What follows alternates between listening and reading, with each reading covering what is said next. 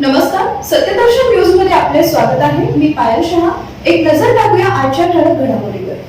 नाले सफाईसाठी नगरसेवक उतरले नाल्यात. प्रभाग क्रमांक 8 मधील तेलगी पाछापेठ, जमखंडी पूल ते गणेशपेठ व्यावसायिक संकुल या दरम्यान मलनिस्सारण व सांडपाणी नाला वाहतो. सदर नाल्यालगत मोठ्या प्रमाणात नागरी वस्ती आहे.